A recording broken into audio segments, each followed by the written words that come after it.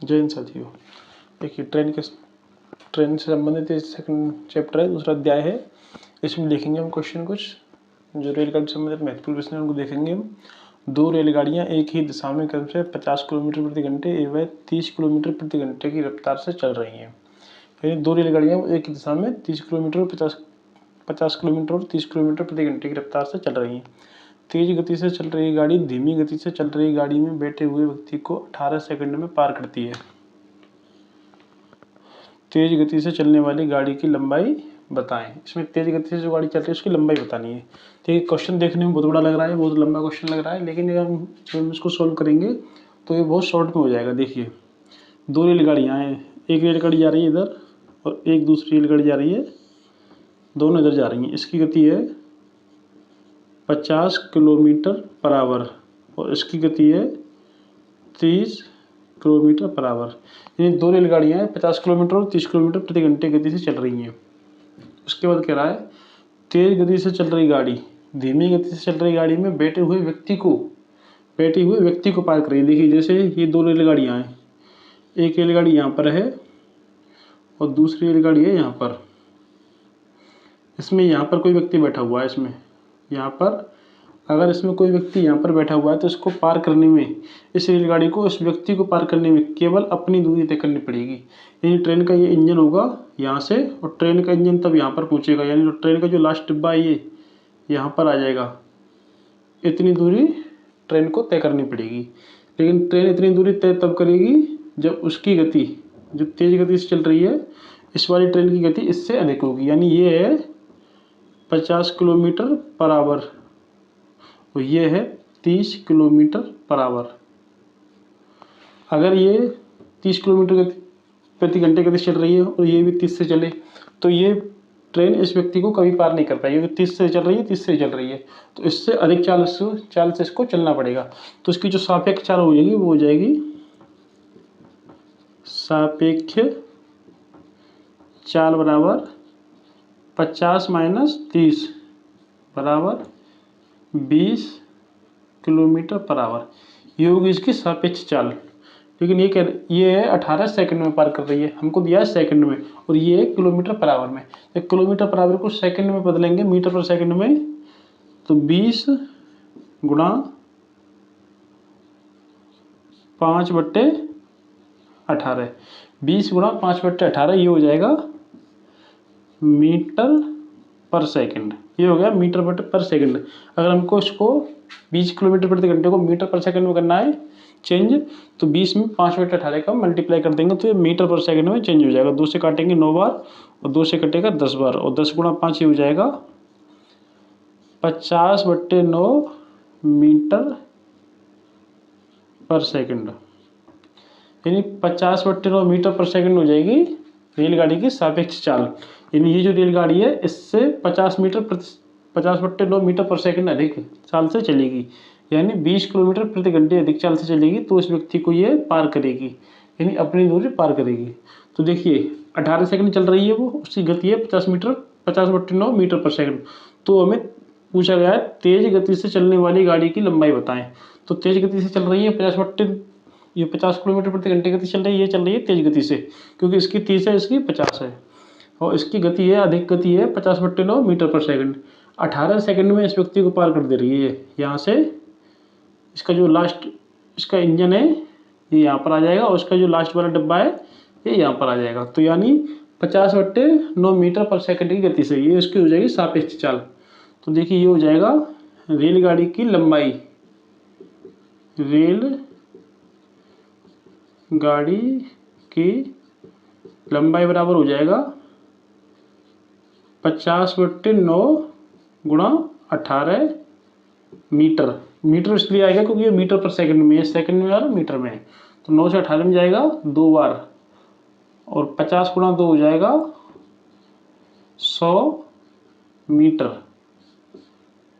ये होगा इसका आंसर। यानी जो तेज गति से चलने वाली गाड़ी है उसकी लंबाई है 100 मीटर, और यही हमसे पूछा गया, ये इसका हो जाएगा आंसर।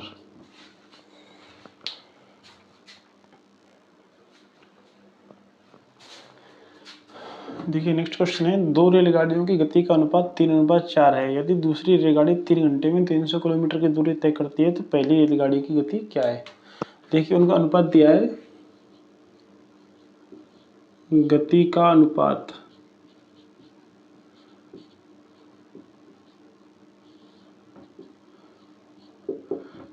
3:4। हमको मैथ को कठिन मान के नहीं करना है, हमको सरल मान के करना है, तभी बहुत आसानी से हो जाएगा। ये क्वेश्चन देखने में कठिन लगे या सरल लगे, लेकिन बहुत ही आसानी से होगा अगर इसको हम आसान मान के करेंगे हम। और अगर हम इससे डरने लग जाएंगे तो फिर इस मैथ में हमको प्रॉब्लम आएगी। ज़्यादातर लोगों को मैथ में इसीलिए प्रॉब्लम आती है कि वो क्वेश्चन से डर जाते हैं, पता नहीं इसमें क्या होगा कैसे होगा। बहुत आसान तरीके के क्वेश्चन होते हैं, बहुत आसानी से हो जाते हैं। अगर इसको आप एक बार समझ लेंगे तो फिर आप कभी नहीं भूलेंगे और आसानी से इसको कर सकते हैं। देखिए दूसरी रेलगाड़ी 3 घंटे में 300 किलोमीटर की दूरी, सॉरी देखिए इनकी गति का अनुपात हो गया 3:4। तो जब इनको हम गति बनाएंगे इनको, तो इसको कर देंगे 3x और 4x, इसमें x से मल्टीप्लाई कर देंगे। यहाँ पर तो दिया था 3:4, ये तो है अनुपात में, ये है अनुपात में, लेकिन जब इसको हम गति बनाएंगे तो 3x और 4x, इसमें x से मल्टीप्लाई कर दिया। फिर कह रहा है दूसरी रेलगाड़ी 3 घंटे में 300 किलोमीटर चलती है, यानी दूसरी रेलगाड़ी जो ये है दूसरी रेलगाड़ी की गति, दूसरी रेलगाड़ी की गति है 4x और ये 3 घंटे में 300 किलोमीटर दूरी तय करती है। देखिए 300 किलोमीटर की दूरी 3 घंटे में तय करती है। यहाँ पर तो होती दिया है हमको 4x और यहाँ पर 300/3। जब हम दूरी बट्टे समय करेंगे तो हमारे पास आएगी चाल, यानी चाल बराबर होता है दूरी बट्टे में समय, यानी स्पीड बराबर डिस्टेंस अपॉन टाइम, तो देखिए जब हमको स्पीड निकालनी है तो स्पीड दी हुई है हमारे पास 4x और हमारे पास डिस्टेंस दिया हुआ है 300 किलोमीटर और टाइम लग रहा है उसमें 3 घंटे, यानी 40 बराबर 300/3। 3 से इसमें भाग देंगे हम तो ये जाएगा 100 बार, तो यानी 4x इक्वल टू हो गया 100, तो x बराबर हो गया 100/4 और 4 से इसमें काटेंगे तो x बराबर आ गया 25। x की वैल्यू हो गई 25। अब देखिए इसमें क्या है, पहली रेलगाड़ी की गति क्या है। पहली रेलगाड़ी की गति है, पहली रेलगाड़ी की गति ये है 3x, पहली रेलगाड़ी की गति है 3x और x की वैल्यू आई है हमारे पास 25, तो 3 × 25 ये हो गया 75 किलोमीटर पर आवर। ये हो गई हमारे पास पहली रेलगाड़ी की गति और ये इसने पूछा है, यानी इसने दिया है दूसरी रेलगाड़ी की गति 300/3 यानी 100 किलोमीटर प्रति घंटे और पहली रेलगाड़ी की गति निकालेंगे हम तो ये आ जाएगी 75 किलोमीटर प्रति घंटे। ये इसने गति का अनुपात दिया है, इसकी चालों का अनुपात दिया है, लेकिन हमको निकालनी है गति। तो इस तरह से हम इसको करते हैं, बहुत ही आसानी से हो जाएगा अगर हम इसको करेंगे। तो मैथ एक बहुत अच्छा सब्जेक्ट है, अगर इसको करते हैं मैथ में किसी भी एग्जाम में आप पूरे में से पूरे नंबर ला सकते हैं, यानी 100% इसमें कर सकते हैं आप, बाकी और किसी सब्जेक्ट में नहीं कर सकते आप।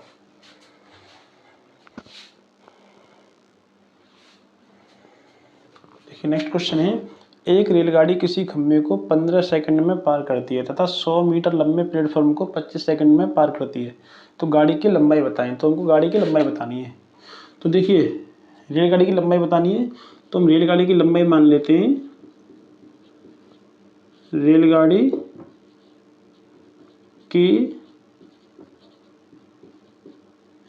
की लंबाई हो जाएगी x।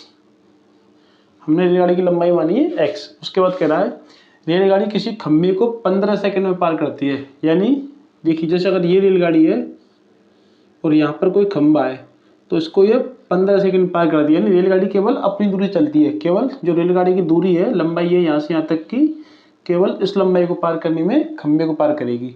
तो देखिए रेलगाड़ी की लंबाई हमने x मानी है तो x/15, तो ये हो जाएगी इसकी रेलगाड़ी की चाल 15/x/15, यानी x दूरी को 15 सेकंड में पार कर रही है। उसके बाद तथा 100 मीटर लंबे प्लेटफॉर्म को 25 सेकंड में। तो देखिए अगर जैसे यहाँ प्लेटफॉर्म रख दिया जाए, जैसे ये रेलगाड़ी है और ये है प्लेटफॉर्म, ये प्लेटफॉर्म है यहाँ पर, तो इस 100 प्लेटफॉर्म की लंबाई है 100 मीटर और उस रेलगाड़ी की लंबाई है x, यहाँ पर भी x और यहाँ पर भी x। तो ये रेलगाड़ी इस 100 मीटर लंबे प्लेटफॉर्म को, यानी यहाँ से यहाँ पर है रेलगाड़ी, और फिर यहाँ से इसको जो लास्ट वाला डब्बा है ये पहुँच जाएगा यहाँ पर, और रेलगाड़ी पूरी पहुँच जाएगी यहाँ पर। तो इसको रेलगाड़ी को इस प्लेटफॉर्म को पार करने में, यानी अपनी दूरी तय करने में और प्लेटफॉर्म की दूरी तय करने में इसको 25 सेकंड लगते हैं, यानी x + 100। x हो गई रेलगाड़ी की लंबाई और 100 हो गई प्लेटफॉर्म की लंबाई, और अपॉन में कितने समय लग रहा है उसको 25 सेकंड। तो यानी दूरी बट्टे चाल, सॉरी दूरी बट्टे समय। देखिए स्पीड बराबर होगा डिस्टेंस अपॉन टाइम, यानी स्पीड बराबर होगा डिस्टेंस अपॉन टाइम। तो डिस्टेंस है x + 100 अपॉन टाइम है 25। तो यहाँ से निकलेगी स्पीड यानी चाल, और x बट्टे 15 यानी x है रेलगाड़ी की लंबाई और ये है समय। तो यहाँ से निकलेगी चाल, यानी दोनों से चाल निकलेगी। लेकिन चाल दोनों की क्या, रेलगाड़ी क्या है हमेशा या तो वो खंभे को पार करे या प्लेटफॉर्म को पार करे, तो चाल दोनों में समान है। तो यहाँ पर चिन्ह लग जाएगा बराबर का। तो यानी x बट्टे 15 = x + 100 बट्टे 25, ये हो गया इसकी इक्वेशन बन गई। अब देखिए इसको हम काटेंगे, तो देखिए इसको हम क्रॉस मल्टीप्लाई कर देते हैं इसका, इस तरह से क्रॉस मल्टीप्लाई। तो क्रॉस मल्टीप्लाई करेंगे तो 25 × x ये हो जाएगा 25x बराबर 15 × x 15x + 15 × 100 1500। तो देखिए 15x को हम इधर लेके आएंगे तो ये इधर प्लस में है तो इधर आ जाएगा माइनस में। तो ये हो जाएगा 25x - 15x बराबर 1500। तो 25x में से 15x गए तो 10x, यहाँ पर बचा 10x बराबर 1500। तो x बराबर हो जाएगा 1500 बट्टे 10, 10 से 0 कटा, तो x बराबर 150। x की वैल्यू हो गई 150 और x की वैल्यू, x क्या है हमारी रेलगाड़ी की लंबाई। तो रेलगाड़ी की जो लंबाई हो जाएगी 150 मीटर, यानी जो रेलगाड़ी की लंबाई ये जो x है इसकी वैल्यू हो जाएगी 150 मीटर। ये हो जाएगा इसका आंसर। इसने पूछा है गाड़ी की लंबाई बताएं, तो गाड़ी की लंबाई हो गई 150 मीटर। हमें इनसे सीखना है किस तरह से करते हैं, इन नंबर्स के साथ हमको खेलना है, ना कि इनसे हमें परेशान होना है। इनको परेशान नहीं होना है, हमें इनके साथ एक खेल के तरीके से खेलना है, इनको मतलब सॉल्व करने का तरीका सीखना है हमको।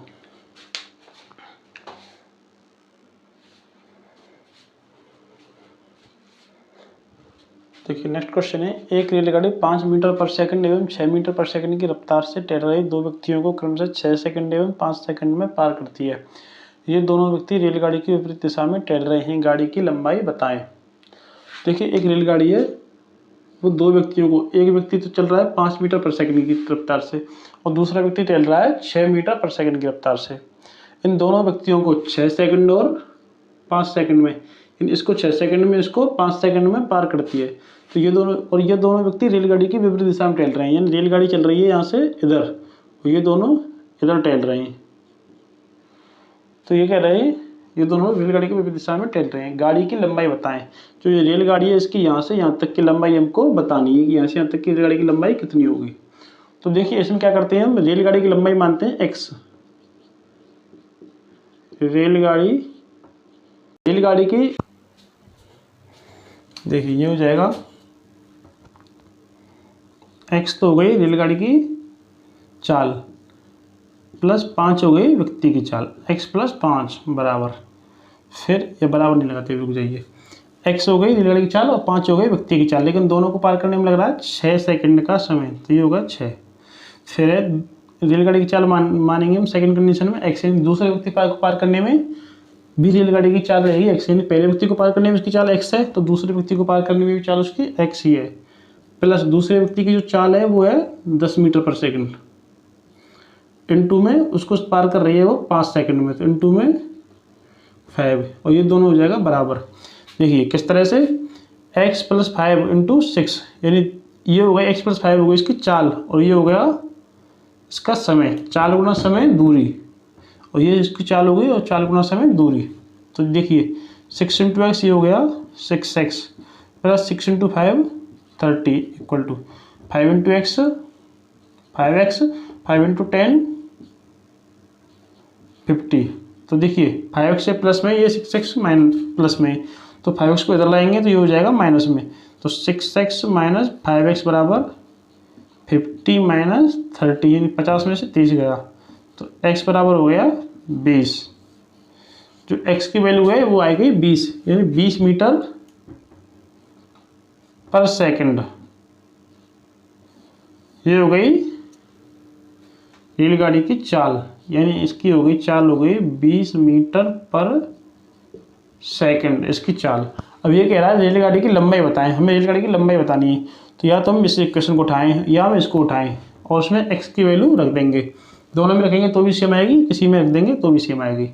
तो x प्लस 5 इंटू 6 ये है रेलगाड़ी की लंबाई। तो देखिए x की वैल्यू है हमारे पास 20, तो 20 प्लस 5 गुणे में 6, तो 20 और 5 25 गुणे में 6 150 मीटर। ये हो गई रेलगाड़ी की लंबाई। रेलगाड़ी की लंबाई अगर हम इससे x प्लस 10 इंटू 5 इसमें रखेंगे हम तो भी सेम आएगा। x प्लस 10 इंटू में 5, तो x की वैल्यू कितनी है 20 प्लस 10 इंटू में 5, 20 और 10 हो गए 30 गुणा 5, तो 30 गुणा 5 हो गया 150 मीटर, तो भी सेम आ रहा है आंसर। तो यानी गाड़ी की लंबाई हो गई 150 मीटर।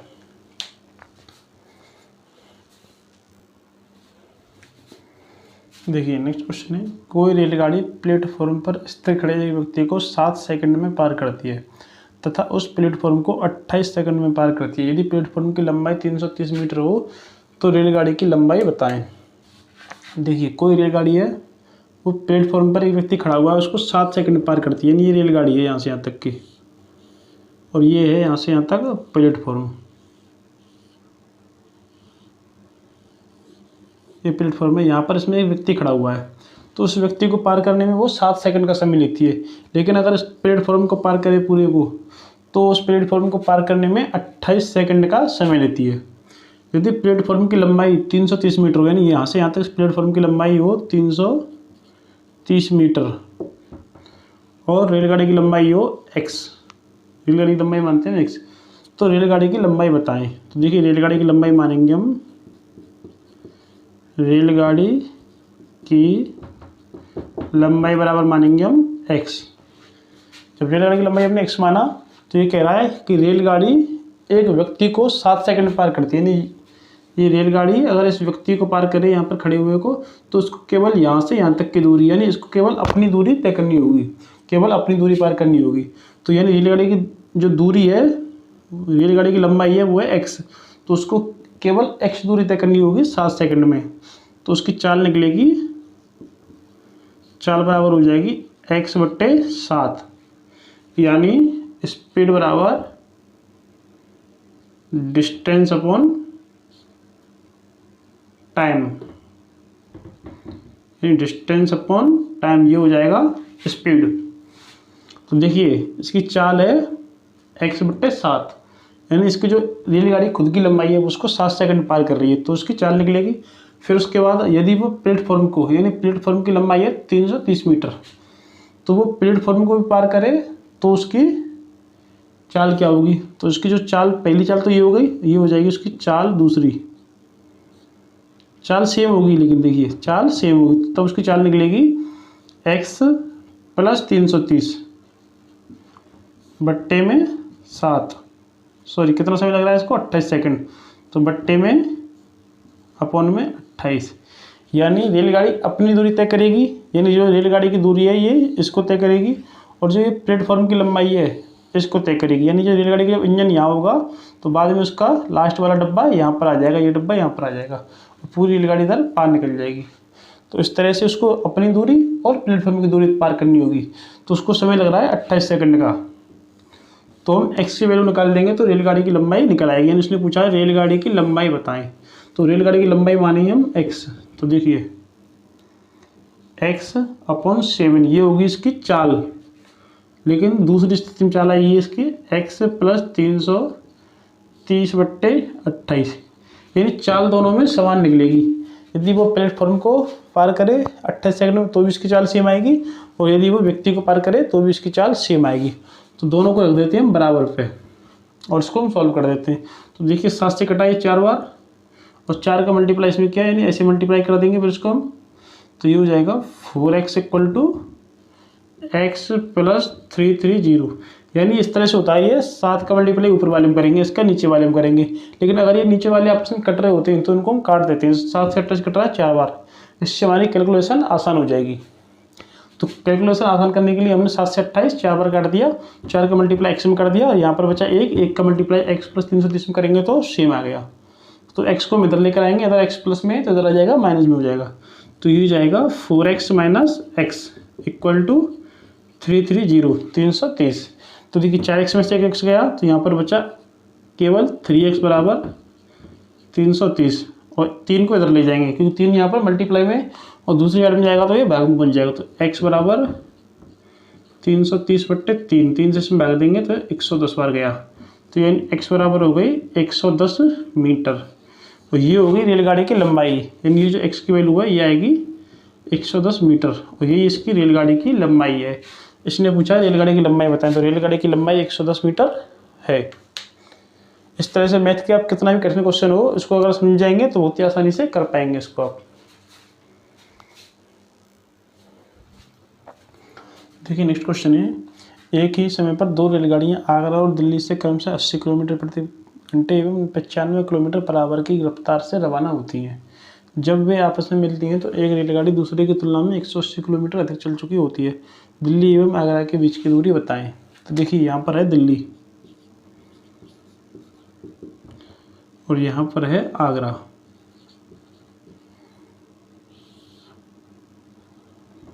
ये दिल्ली और ये हो गया आगरा। एक ट्रेन इधर से रवाना होती है, उसकी गति है 80 किलोमीटर पर आवर, और एक इधर से रवाना होती है, उसकी गति है 95 किलोमीटर पर आवर। यानी 80 किलोमीटर प्रति घंटे गति से एक ट्रेन इधर जाती है, एक ट्रेन 95 किलोमीटर प्रति घंटे गति से इधर से आती है। लेकिन ये दोनों ठीक एक ही समय पर रवाना होती हैं। जैसे यहाँ से चलना शुरू करती है ट्रेन, वैसे ही उसी समय पर ठीक इधर से एक ट्रेन चलना शुरू करती है। फिर कह रहा है तो एक रेलगाड़ी दूसरे की तुलना में 180 किलोमीटर अधिक चल चुकी होती है।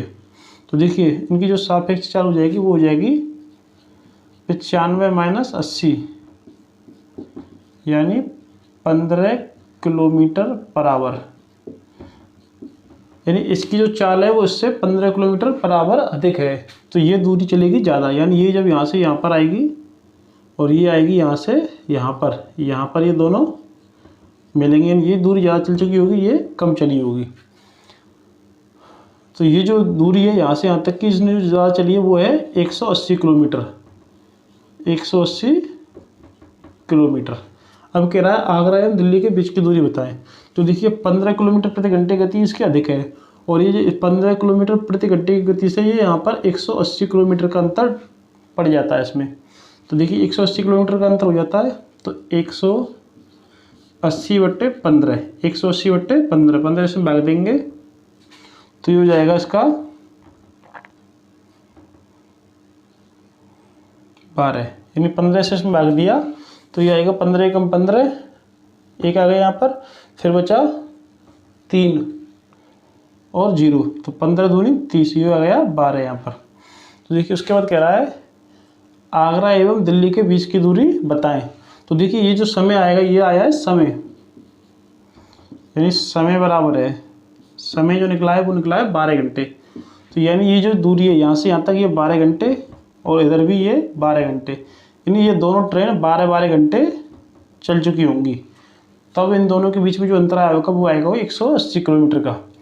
तो ये कह रहा है आगरा एवं दिल्ली के बीच की दूरी बताएं। आगरा एवं दिल्ली के बीच की दूरी बताएं। तो देखिए 80 किलोमीटर प्रति घंटे गति ये है, 95 किलोमीटर प्रति घंटे गति इसकी है, तो 80 + 95 ये हो गया 175 किलोमीटर पर आवर। यानी जो दोनों की गति हो जाएगी, यानी इधर से ये भी चलेगी, यानी ये दोनों ट्रेन 12-12 घंटे, यानी 12 घंटे यहाँ से यहाँ तक चली ये ट्रेन और 12 घंटे ये यहाँ तक चली, तो 12-12 घंटे दोनों चली। लेकिन दोनों चली किस स्पीड से, 80 किलोमीटर प्रति घंटे गति ये 95 से ये, तो 80 और 95 होगा 175। तो 175 गुणा 12 ये हो जाएगा 12 पंच 60 जीरो 6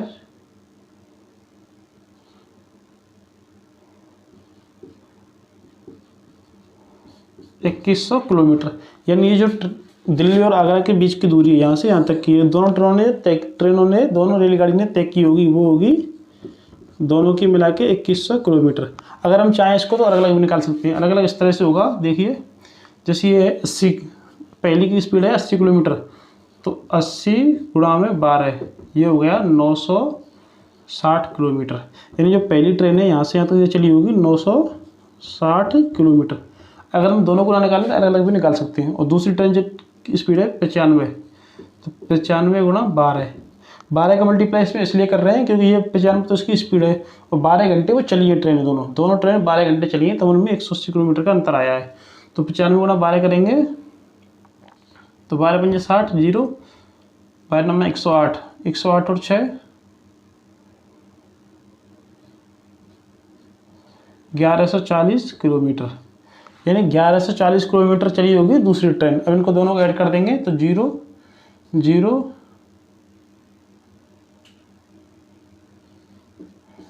2100 किलोमीटर। यानी दोनों ट्रेन 2100 किलोमीटर की दूरी तय कर चुकी होंगी। यानी जो दिल्ली से आगरा की दूरी है वो होगी 2100 किलोमीटर। यानी 960 किलोमीटर इधर और 1140 किलोमीटर की इधर, ये वाली दूरी यहाँ से यहाँ तक की। इस तरह से ये हो जाएगी दिल्ली और आगरा के बीच की दूरी 2100 किलोमीटर। ये इसका आंसर होगा।